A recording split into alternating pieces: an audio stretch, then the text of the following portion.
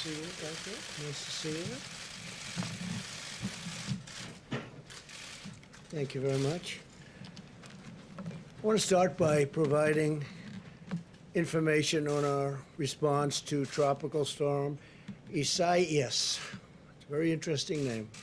Last week, the storm hit Puerto Rico and the Virgin Islands, and I've issued emergency declarations to support our response in both of those areas. So that's Puerto Rico and the Virgin Islands. This week, the storm passed just east of Florida. Got a little bit lucky, didn't hit Florida too hard. Working with the governor, working with everybody, but it did not hit directly, as a lot of people thought it might. It's currently off the coast of South Carolina, heading northward to North Carolina. Is expected to make landfall sometime this evening as a Category 1 hurricane. Very serious, a lot of water coming from that storm. I've already issued emergency declarations for Florida, South Carolina, North Carolina, and FEMA's personnel, and they are great. They're doing a job. They're already on the ground in all areas. Every single area that we mentioned is covered. Over the next several days, there's expected to be heavy wind and rain in the coastal areas of North Carolina, Virginia, Maryland, Delaware, and New Jersey. We're working with each of those states, and in particular as it relates to FEMA, the military, law enforcement, all of the different groups that are involved. Storm surge and inland flooding are possible, and everyone needs to remain vigilant until it passes. I encourage everyone to follow the guidelines of the state and local authorities. We're working with them, and I think the guidelines have been very accurate so far, so stay safe. Next, let me provide an update on the path forward for our country as we continue our war to defeat the China virus. We're beginning to see evidence of significant progress. Nationwide, the number of positive cases has declined by nearly 6% from the week before, and the positive test rate has also dropped from 8.7 to 8% over that same period of time. An encouraging sign, very encouraging, I have to add, that the virus is receding. In hotspots across the South and West, we've seen slow improvements from their recent weekly peaks. Arizona's weekly case counts have dropped 37%. That's a tremendous drop, and the governor and the state have done a fantastic job. Down 37%. Texas down 18.7%. I was there a couple of days ago. And Florida, 21.2% drop. So that's a tremendous job that they're all doing. As we begin to contain the virus in these states, we must focus on new flare-ups in the states where the case numbers have risen, including Georgia, Mississippi, Tennessee, Oklahoma, Missouri, and I think you'll find that they're soon going to be very much under control. Meanwhile, 18 states continue to have very low case numbers and low test positivity rates, under 5%. Alaska, Connecticut, Delaware, Illinois, Maine, Maryland, Massachusetts, Michigan, Montana, New Hampshire, New Jersey, New York, North Dakota, Oregon, Rhode Island, Vermont, West Virginia, and Wyoming. It's under 5. Even in these states, however, where the virus is under control and at a very low number, Americans should continue to be vigilant, be careful, in order to prevent the new hotspots from opening up, or any new hotspots from opening up in those states. To that end, I urge all Americans to continue to socially distance, wash your hands, wear a mask when you cannot avoid crowded places, and to protect the elderly. Very, very important. Protect the elderly. It's much different. Young children have very strong immune systems. We've learned how strong they are. But protect the elderly. The average age of those who succumb to the virus is 78 years old. That's the average age. It's important for all Americans to recognize that a permanent lockdown is not a viable path toward producing the result that you want, or certainly not a viable path forward, and would ultimately inflict more harm than it would prevent. As we're seeing in foreign countries around the world where cases are once again surging, you have many places where we thought they were under control and doing a great job, and they are doing a great job, but this is a very tough, invisible enemy. Lockdowns do not prevent infection in the future. They just don't. It comes back many times. It comes back. The purpose of a lockdown is to buy time to build capacity, especially with respect to hospitals, learn more about the disease and develop effective treatments as we did in the United States. We're doing very well with the vaccines and the therapeutics.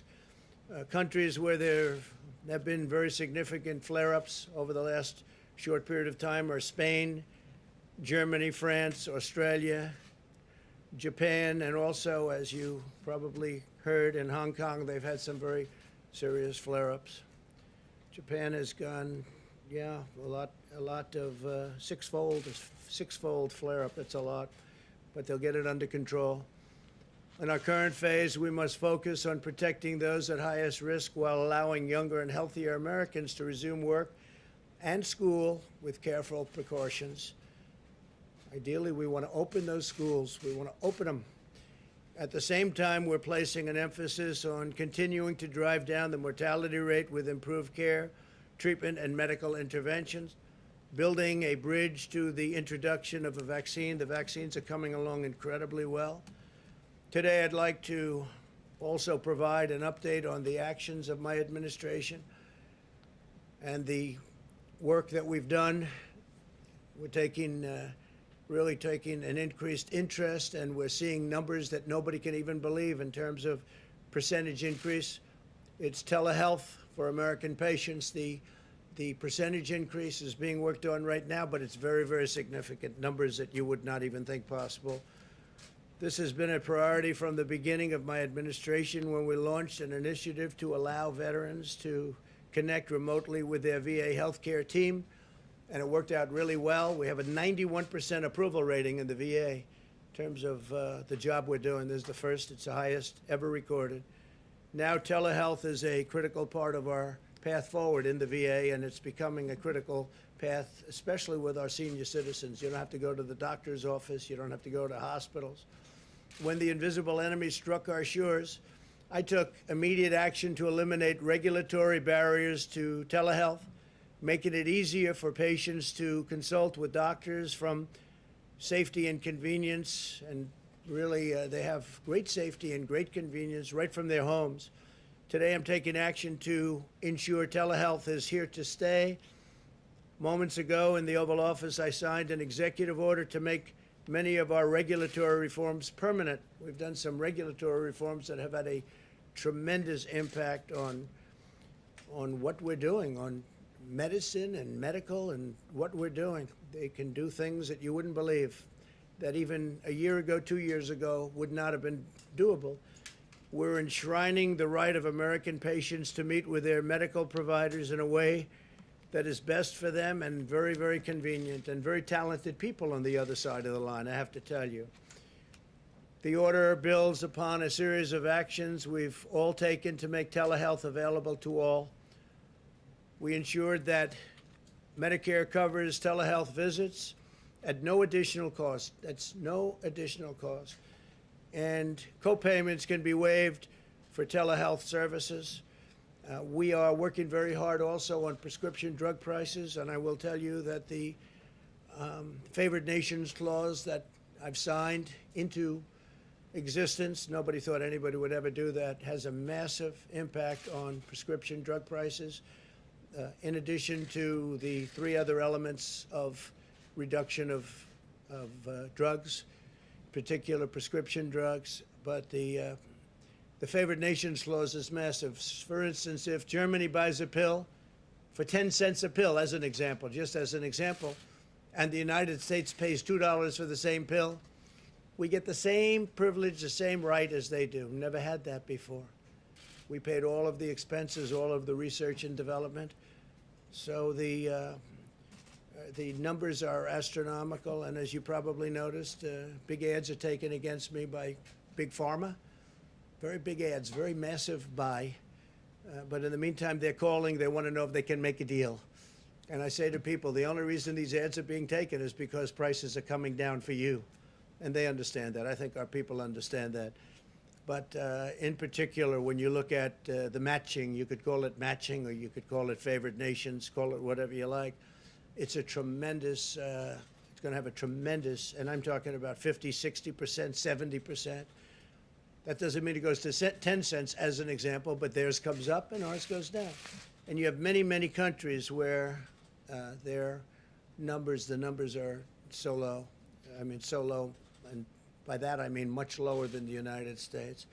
Another thing I'm doing is if a certain country like Canada buys for very much less than the United States has bought, how they allowed this to happen, representatives of our country standing at these podiums or in the Oval Office, how they allowed this to happen is just, to me, incredible. We've been working on this for a long time.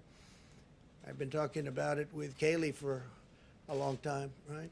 So now a governor like Ron DeSantis of Florida is doing a great job, or a great governor of Ohio, or a great governor of any state can call up and buy the drugs directly from Canada at sometimes 50% less. So we'll be buying from Canada. Now, what the drug companies are going to do, maybe they'll raise them, maybe they'll lower them, or maybe they'll just give up and sell them to us directly much cheaper.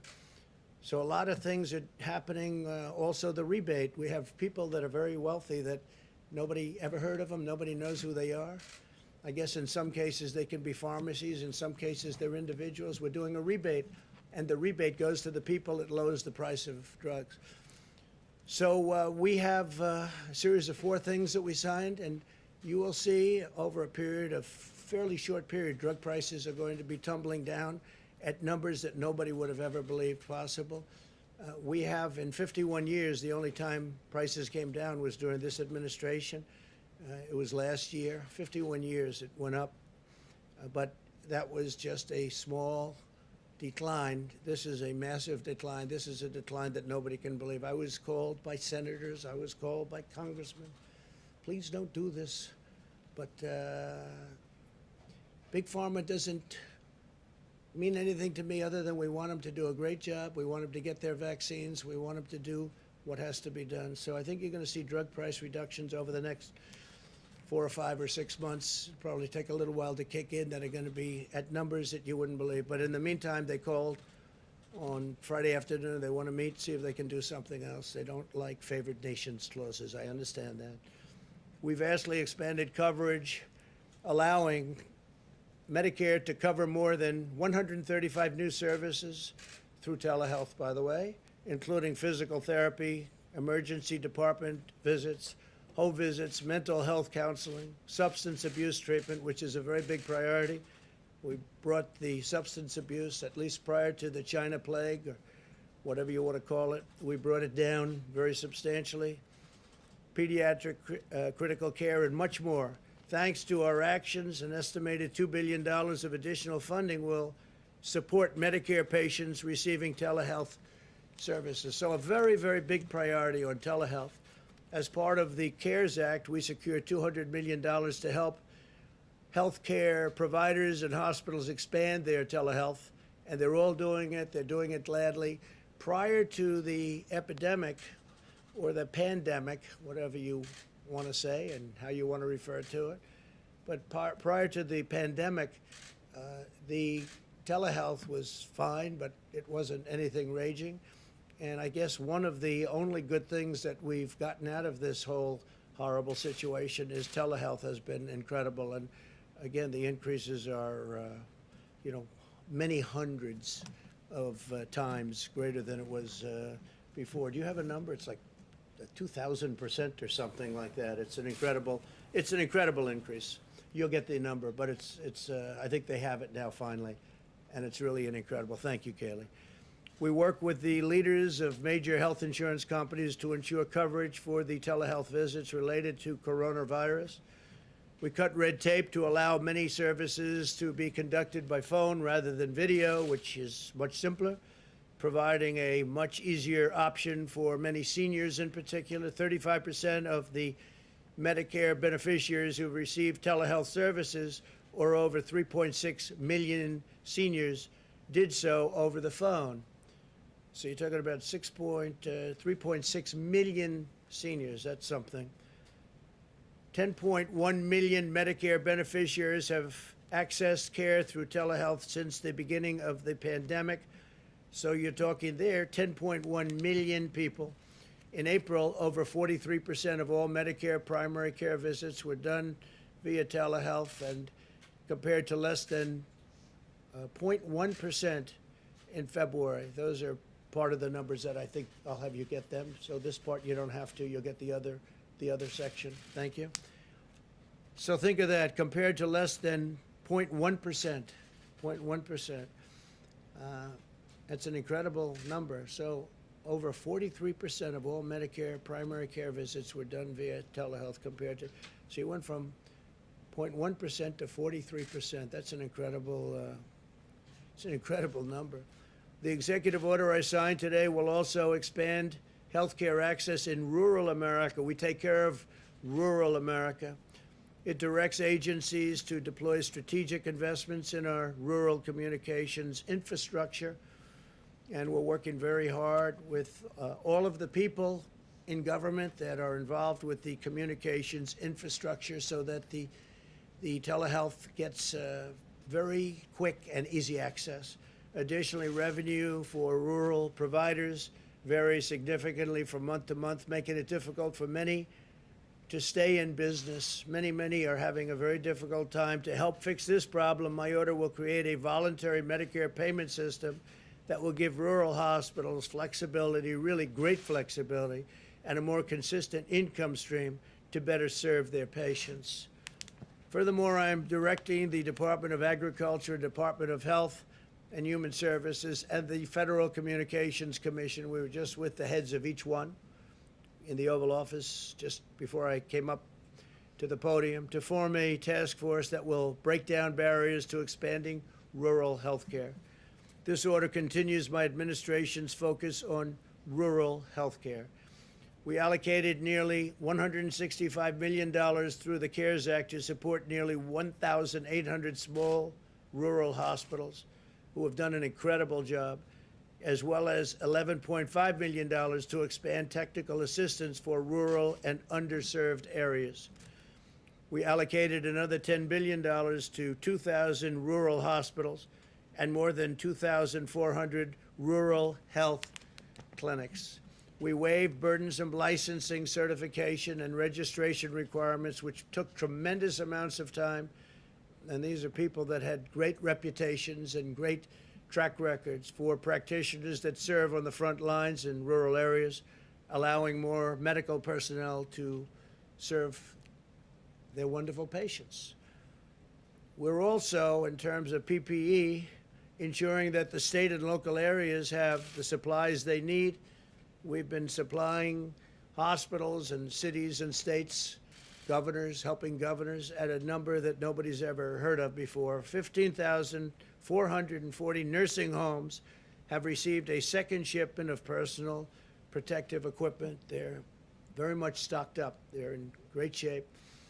They all have the ventilators, all the ventilators they need. They have actually more than they need.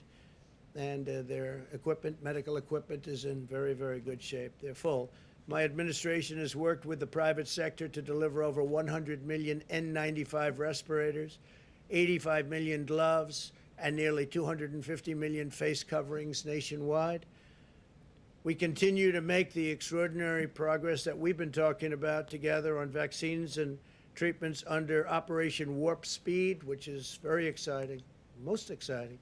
Last week, we distributed 2,979 cases of remdesivir, which is proving to be extremely powerful and good, enough to treat more than 19,000 patients, had great results. This includes 500 cases for Florida, 500 for Texas, 300 for California, 200 for Ohio, and 150 for Arizona and Georgia. And those numbers will be going up rapidly as we move along. Hospitals are reporting an adequate supply of steroids such as dexamethasone that are used successfully in late-stage illness. They've been very good. We're also very encouraged about the prospects for plasma therapies, and that we're working on, and that's a brilliant art. It's really an art. And we launched a national plasma drive last week. I was at the Red Cross building with the American Red Cross and 13 other healthcare organizations. I urge everyone who has recovered from the virus to go to coronavirus.gov, coronavirus.gov, and donate plasma today. We would really appreciate it. This really makes people better. But we need that beautiful ingredient that you that got better seem to have in your veins. You have to go to coronavirus.gov and donate plasma today. It would be tremendous. We really appreciate it if you do it, because we're low. We're low. We could help a lot more people. And it would be a terrific thing. It'll take an hour, maybe a little bit more than an hour, but everybody will be very appreciative. Makes people better. And, you know, you had something very special. You had something that knocked it out. So we want to be able to use it. So whatever you can do, coronavirus.gov. As a result of improvements we've made in treatment for Americans over the age of 18, the mortality rate has declined 85% from its April peak, 85% decline. On vaccines, last week we announced a $2.1 billion partnership with Sanofi and GSX to purchase and produce 100 million doses of their coronavirus vaccine. 100 million doses. This is the sixth vaccine candidate we are proactively supporting. We're supporting numerous companies that are doing very well, are having wonderful results, and they're in final stages of testing. There are now 2 vaccines in that final stage of clinical trials in America, with a third vaccine likely to begin phase 3 almost immediately. And we have additional clinical trials scheduled over the next few weeks for a couple of the other companies. These are great companies. These are companies that are not only well-known, they're well-respected, most importantly. We're balancing speed and safety, and we're on pace to have a vaccine available this year, maybe far in advance of the end of the year, and we're mass producing the most promising candidates in advance so that we're ready immediately upon approval. We have our military lined up. It's logistics. It's all about logistics. They deliver a lot of things, including soldiers, but now they'll be doing vaccine. Our general is all ready to go, and he's very excited. And once we have the vaccine approved, fully approved, he'll start the process. They will start the process, and they'll get it out very, very quickly all over the country, and maybe beyond if it works as we think it probably will. By unleashing America's technical and scientific brilliance, we will end this pandemic, and we will hopefully end it very quickly. The therapeutics are very exciting to me, where you can go into a hospital, and whether it's through a shot or a transfusion, you take care of somebody and they get better. That's something to me is very important, and we're doing really well on therapeutics and really well on vaccines. So thank you all very much for being here. We'll take a couple of questions. Thank you, Mr. President. So if I can ask your response to 2 items in the news and ask a COVID question. First, have you been briefed on the incident off the coast of California where the Marines and the Navy Corps hospitalmen who died in a training accident over the weekend? They're actually briefing me in a little while. We have it scheduled for a little while from now. You hope to speak to the families? Oh, it's terrible. No, it's terrible, and we'll be in contact with the families. A thing like that is terrible. Separately in New York today, the city prosecutor confirmed a criminal investigation into the Trump Organization. Do you have any reaction to that? Well, I just heard about this. Is just a continuation of the witch hunt. It's Democrat stuff. They failed with Mueller.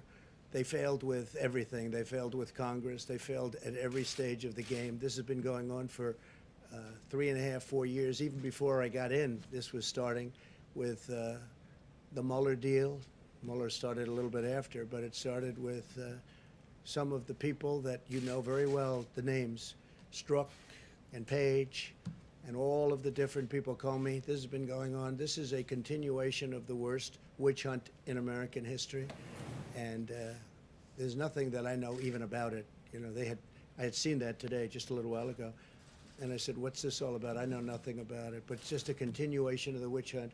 Didn't work out for Congress, didn't work out for Mueller, didn't work out for anybody. So what they're doing is they send them around to all over the country, I guess, maybe. But it's a terrible thing that they do. It's really a terrible thing. The witch hunt has gone on long enough. Okay. What else? And just one on COVID. You mentioned the vaccine development program. Could you assure the American people that politics and considerations around the election will not interfere in the science? absolutely. And do you plan on playing a role in just determining how the vaccine will, if there is one, will be distributed across the country? Is that something that you'll It's decide? possible that I get involved, but no, it won't have anything to do with, we want to make people better. We want to send them to the areas that most need it. And I think we're going to have something very soon. It's going good. Jeff, please. Mr. President, you said today in a tweet that Dr. Birx was taking bait from Speaker Pelosi. What did you mean by that, considering that she was just describing the facts about the case of the pandemic right now across the country? Well, I think we're doing very well, and I think that we have done as well as any nation. If you really look, if you take a look at what's going on, especially now with all these flare-ups on nations that they were talking about. And don't forget, we're much bigger other than India and China. China's having a massive flare-up right now. India has a tremendous problem.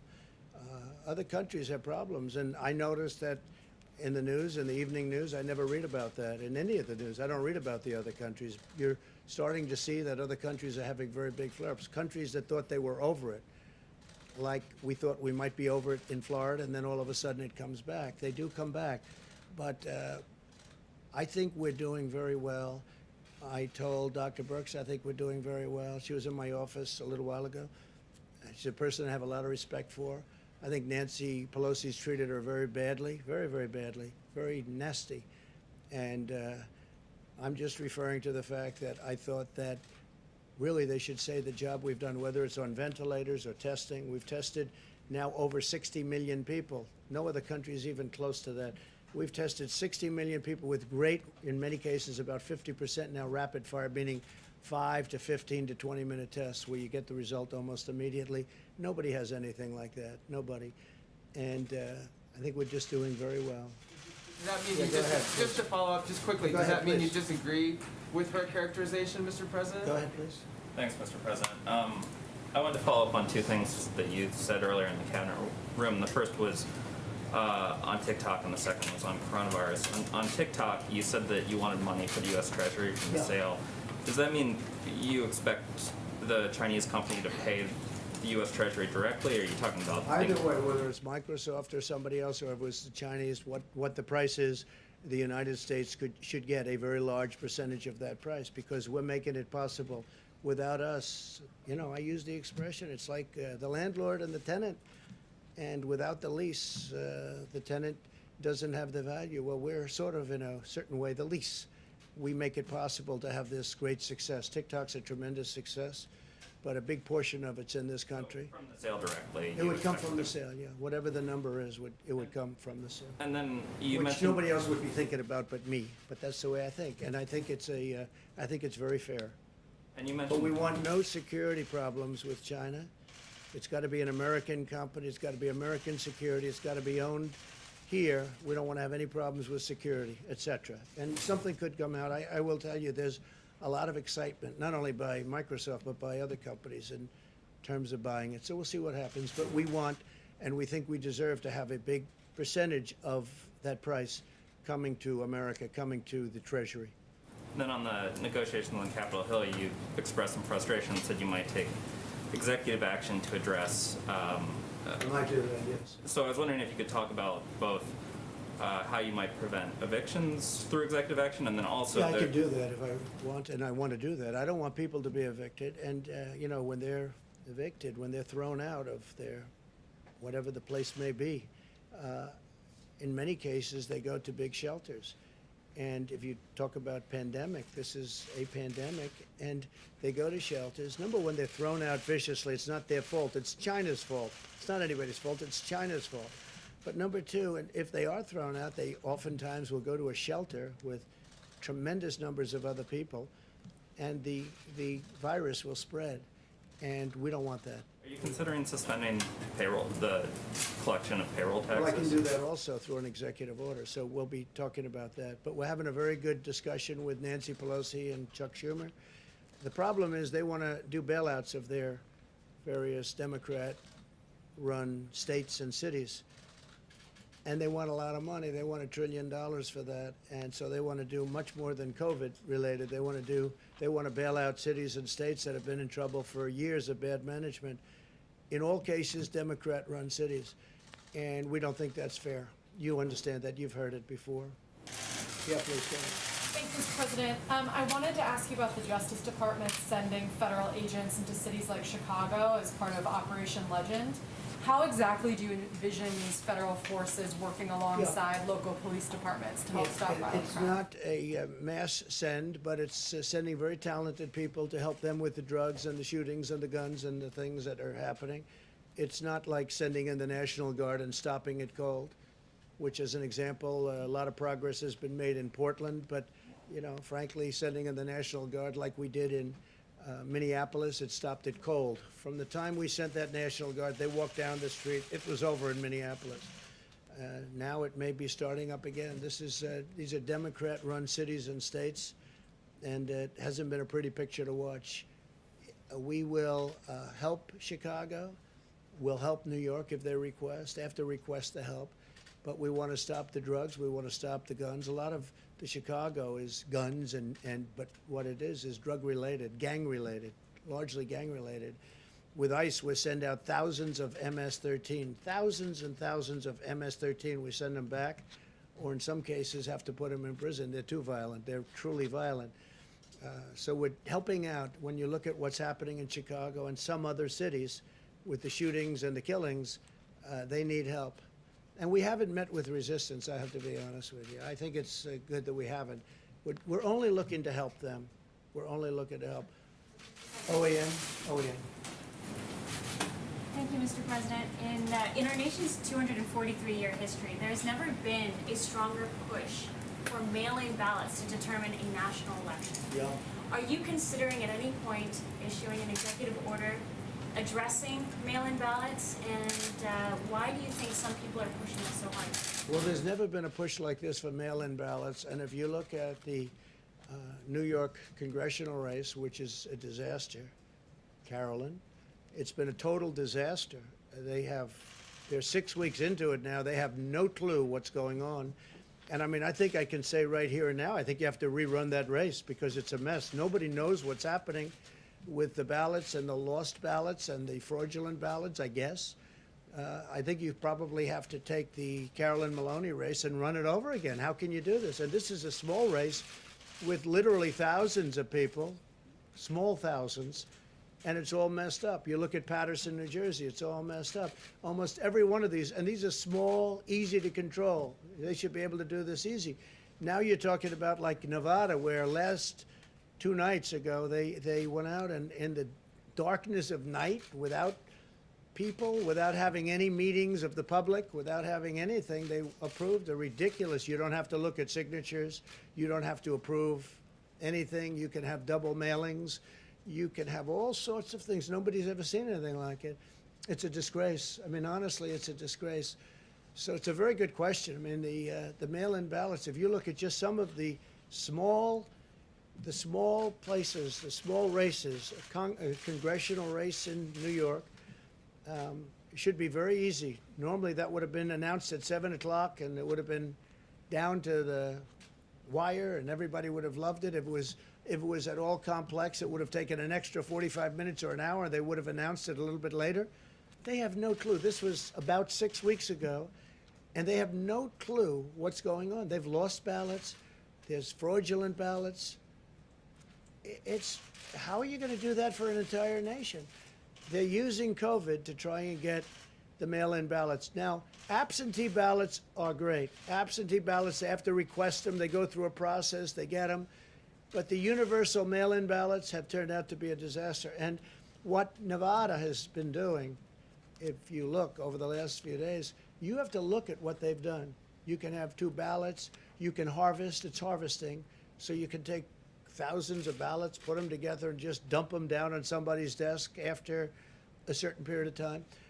They have something where if you vote, the vote can count up to 7 days later. Well, if the vote's going to count 7 days later, that means if it depends on the one state like Nevada, that would mean simply that you can't have, supposing it's down to that one state, it could be, it's a great state, but supposing it's down to that one state, that means you have to wait 7 days.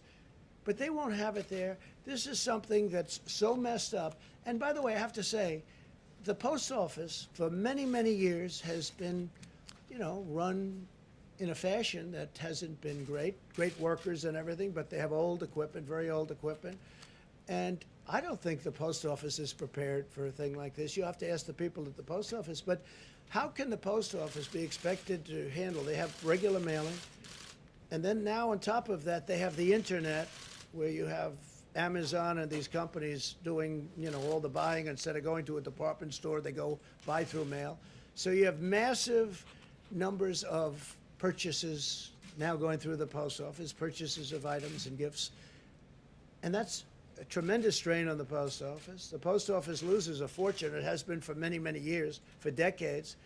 So now on top of it, it has this. And the Amazons of the world and the others, they pay very, very little money. They lose money on the post office loses money, which is ridiculous, on every package it delivers. But now on top of that, and I'm not just referring to Amazon, I'm talking about all of the competitors, if there is such a thing to Amazon. There will be, but if there is such a thing. But now on top of that, you'll have somebody like the governor of Nevada come out with this massive plan out of nowhere to take millions of ballots and send them all over the place. You'll never know who won that state. It'll get messed up just like New York and just like Paterson, New Jersey, and just like many other places. In West Virginia, they indicted a postman for doing something very bad, you know that? But there are many cases all over the country. If you look, you'll be able to find, there's a list of them all over the country, and that has to do with universal mail-in. Again, absentee is great. It works. Like in Florida, they'll do absentee. It really works. But universal mail-in ballots is going to be a great embarrassment to our country.